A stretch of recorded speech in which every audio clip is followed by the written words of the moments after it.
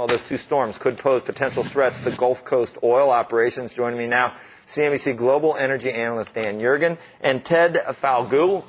Been a while since we've seen old Ted. He's famous now. He's in Fourchon, I think. He's at Port Fourchon. We talked to him a lot, Carl, when I think you were actually down there. But we did talk to Ted a couple of years ago all the time.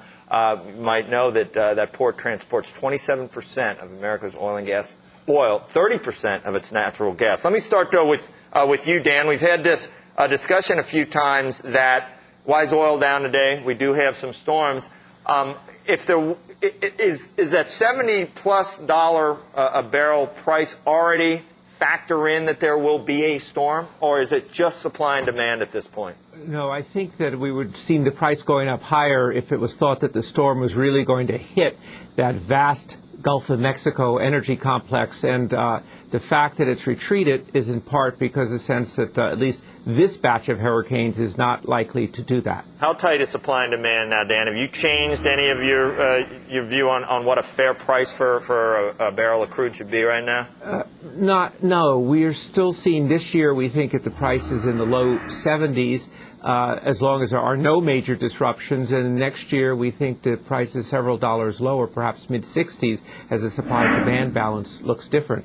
But you know, Joe, right now is hanging over the question, what's going to happen to the overall economy, what's going to happen to overall oil demand, and that's changing the picture. Yeah, okay. Ted, what can you tell us about your view on what's likely to occur down in your area? Well, certainly we're, hoping for the best and preparing for the worst. This is not our first rodeo. Hurricanes have come and gone, and getting the oil supply back to America is very important to us, and we hopefully have a plan in place that will allow us to get back there.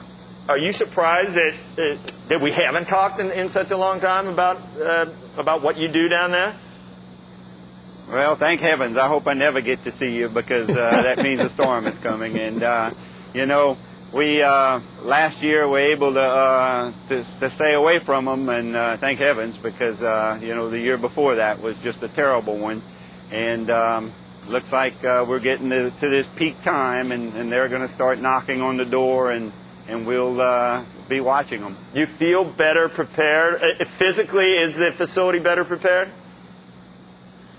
I think so. Every storm you learn a little bit more, and our contingency plans have equipment in strategic areas to where I think we can better react after a storm. But of course, if it's a Category 4 or 5 storm, it's going to be terrible. Yeah, no matter what you do. So.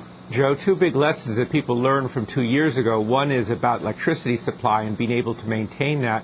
And the other, as he suggests, is also better communication systems so you don't lose contact with your refineries or in the event that you have a really big storm hit the area. Dan, big picture, where's the demand destruction? We've got the subprime problem. Where's the increased production because you can sell it for $70 a barrel? Where are the normal things that happen after the price of oil quadruples in a short period of time? Why isn't it happening? It's sort of happening in a very slow motion because you're short of people, you're short of equipment. I was talking to one of the national oil companies was trying to recruit in Venezuela to get some new people, and their people they sent down there actually got arrested for 3 days.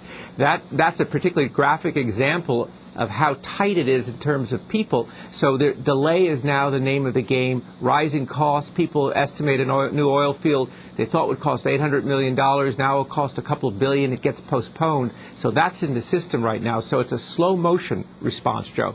All right. Thank you, gentlemen. Thank you. And good luck, Ted.